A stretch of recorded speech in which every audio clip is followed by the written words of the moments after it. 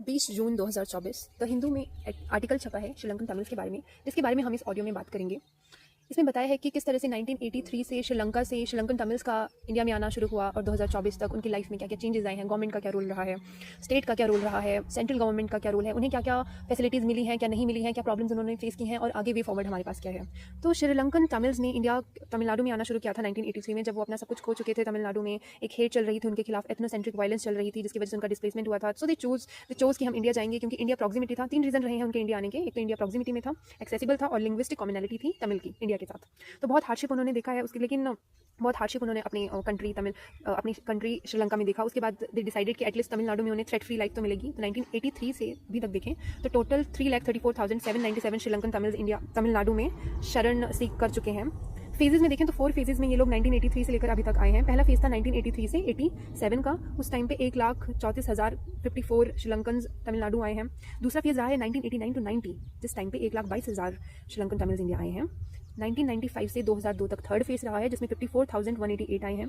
2005 से लेकर अभी तक 2005 से 2024 तक 24,556 श्रीलंकन तमिल्स हमारे तमिलनाडु में आए हैं इन्होंने। और ये लोग कहाँ रहते हैं? 105 गवर्नमेंट रन कैंप्स हैं तमिलनाडु में जहाँ ये लोग रहते हैं। 40,000 Sri Lankan Tamils outside of the camp रहते हैं और वो सारे के सारे पुलिस में रजिस्टर्ड हैं। ये सारा डाटा OFERR कंपाइल करता है। अब इन रिफ्यूजी से रिलेटेड जो भी डाटा है, जो भी इसके रजिस्ट्रेशन ऑर्गेनाइजेशन हैं, वो 2 इंपॉर्टेंट हैं। एक जो डाटा कंपाइल करती है, organization for Eelam refugees rehabilitation OFERR from the sources such as commissionerate of rehabilitation UNHCR and the OFERR database. अब देखिए इनकी बिगनिंग कैसे होती है। जो गवर्नमेंट है, हमारी तमिलनाडु गवर्नमेंट है, उन्होंने इन पे बहुत ज़्यादा अपना खर्चा किया है, स्पेंड किया है। एक सर्वे के दौरान हमें पता चला है कि 262 करोड़ रुपीज़ रिफ्यूजीज़ पे आज तक खर्च कर चुकी है गवर्नमेंट। 170 करोड़ रुपीज़ डायरेक्टली खर्चा हुआ है, 92 करोड़ रुपीज़ इनडायरेक्टली खर्चा हुआ है। इनकी अगर बात करें कि किस तरह से उन्होंने अपनी ज़िंदगी यहाँ पे स्टार्ट किया और क्या क्या इनकी ज़िंदगी में चेंजेस आए, तो लाइफस्टाइल जो इस पॉपुलेशन की रही है उसमें बहुत चेंजेस आए हैं। एक इंडिविजुअल फैमिली की बेसिक फैसिलिटी, बहुत ही बेसिक जो फैसिलिटीज़ मिलती हैं इनको, वो फैसिलिटीज़ इनको मिली हैं। उस लाइफ में ये लोग रहे हैं। आइसोलेटेड कैंप्स, जो कि डिफरेंट लोकेशन, अलग अलग लोकेशंस पे आइसोलेटेड कैंप्स हैं इनके। वही उनका घर है, वो हट्स ही हैं जो अब उनका घर है। इतने सालों से वो उन्हीं में रह रहे हैं। टेम्परेरी शेड्स हैं, कुछ के पास कॉमन बिल्डिंग है और पब्लिक को कॉमन पब्लिक टॉयलेट्स का ये लोग यूज़ करते हैं। कॉमन वाटर रिसोर्सेज हैं डेली यूसेज के लिए। लिमिटेड पोर्टेबल वाटर है। हर एक इंसान कैंप में रजिस्टर है। हर पर्सन को एक मंथली डोल मिलता है in the form of cash, और ये मिलता है जब इनकी बाई मंथली रोल कॉल होती है, जो इंश्योर करती है इनका कि ये लोग कैंप में ही हैं।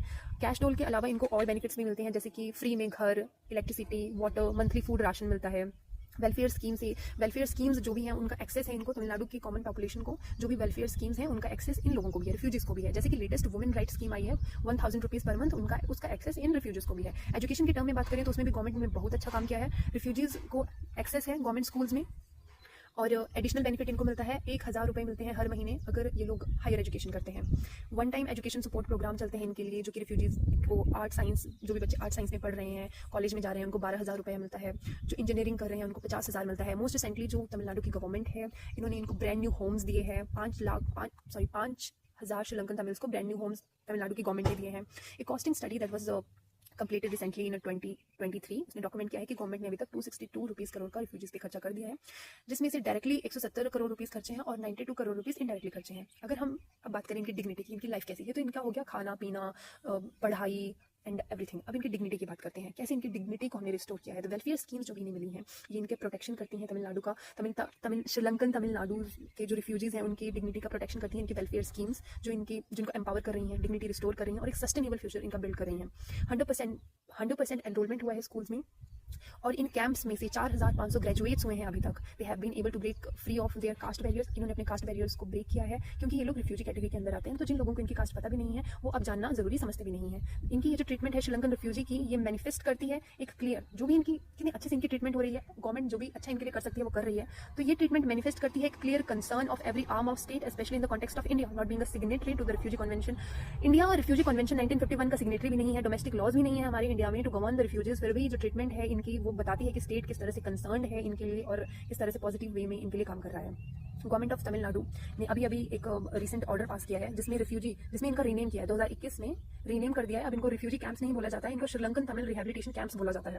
तो ये एक क्लियर स्टेप है कि किस तरह से डिस्टिग्मेटाइज किया जा रहा है इनकी पॉपुलेशन को रिफ्यूजी के टैग से। इसीलिए Sri Lankan refugees are addressed as displaced Tamil from Sri Lankan Tamils in India. This is not merely a shift in nomenclature but a firm stand on restoring the dignity of their population having lived in India, 2 generation से वो लोग India में रह रहे हैं। Refugees have constantly, इन्होंने खुद को एम्पावर किया है कॉन्स्टेंटली अपने एक्सपीरियंस से और एजुकेशन से।